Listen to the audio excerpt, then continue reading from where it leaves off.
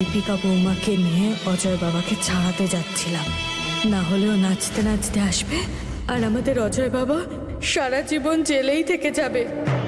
বাবা বাবা বেঁচে থাকো, বেঁচে থাকো বাবা। দেবী মা তোমাকে অনেক অনেক ধন্যবাদ যে তুমি আমাদের শোভন বাবাকে সুস্থভাবে ফিরিয়ে এনেছো। আমার আয়ু নিয়ে তুমি বেঁচে থাকো বাবা। ছোট মা, ফুল বলেছে আমায় তুমি কিভাবে সাহায্য করেছো, তার জন্য তোমায় অনেক অনেক থ্যাংক ইউ। চুপ, অনেক বড় বড় কথা শিখেছো।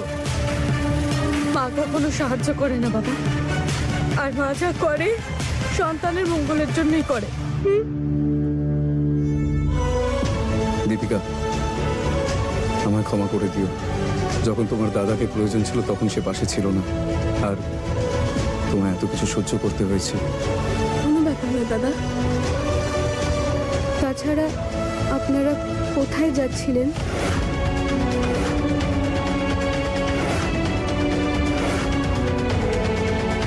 ওই নারায়ণের বাবা তো জেলে আছে, তাই ওর কমপ্লেনটা তুলে নেওয়ার জন্য থানায় যাচ্ছিলাম।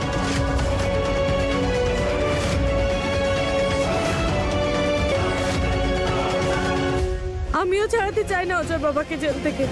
কি করব, তোমার বাবার যে অবস্থা, বাধ্য হয়ে এই সিদ্ধান্ত নিতে হয়েছে আমাকে।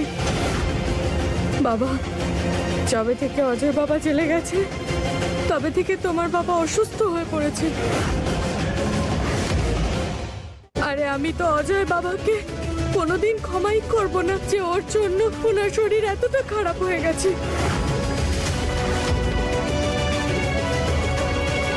বাবা, উনি বিশ্রাম।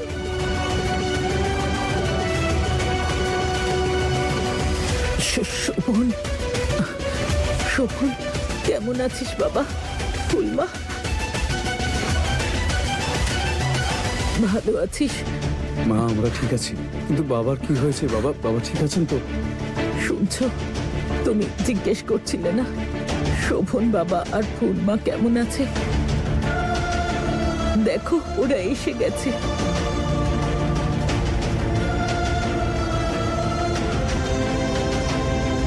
বাবা সাবধানে, তোমার শরীরটা ঠিক নেই, তুমি বিশ্রাম নিও। না না, তোমাদের দুজনকে দেখার পরে মনে হচ্ছে একটু শান্তি পেলাম। আচ্ছা শোভন, তোমার তো বাইরে যাওয়ার কথা ছিল, তবে তুমি এখানে আর ফুল বৌমার সঙ্গে কোথায় দেখা হলো আর কি হয়েছিল?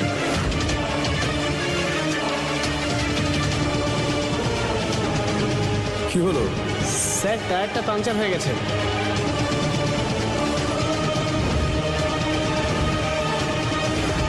কারা তোমরা? কি চাও? নিজের মুখটাকে বন্ধ রাখ তুই। শোভন বাবু!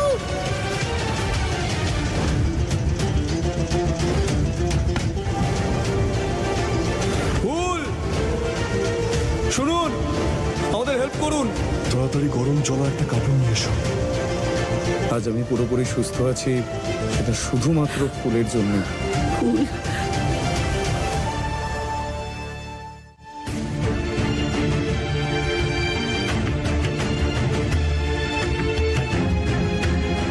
আমি এটা বুঝতে পারছি না যে কে করতে পারে এটা। কার এত শত্রুতা থাকতে পারে যে তোমার সঙ্গে এইসব?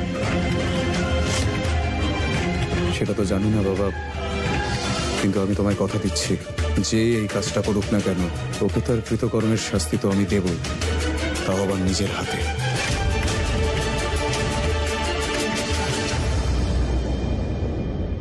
কি জানি কয়েকদিন ধরে শুধুমাত্র অলক্ষণে ঘটনাই ঘটছে। প্রথমে শোভন কিডন্যাপ হলো, তারপর অজয় জেল হলো। না সরস্বতী, অজয় ওর কর্মের ফল ভোগ করছে।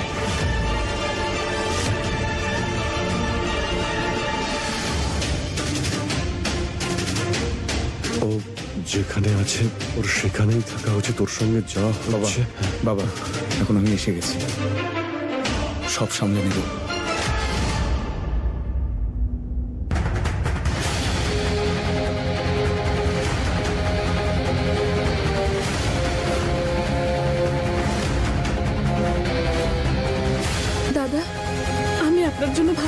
নিন।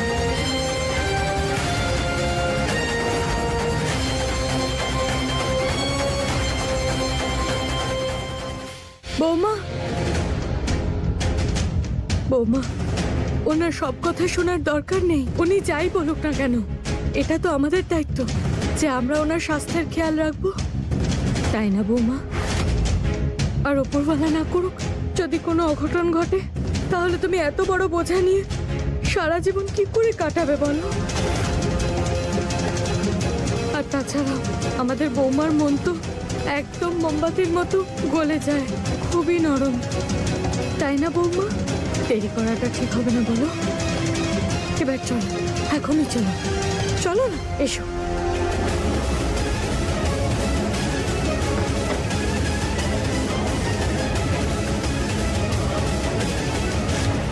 দাঁড়ান।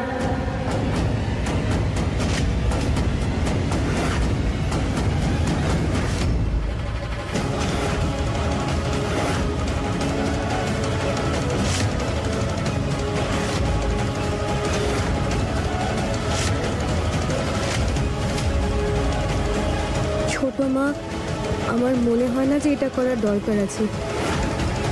আমাদের শোভনবাবুর বাবার কথা অমান্য করা ঠিক হবে না। যদি উনি চান যে অজয়বাবু ওখানেই থাকুক, তাহলে ওনাকে আমাদের বাড়িতে আনাটা ঠিক হবে না।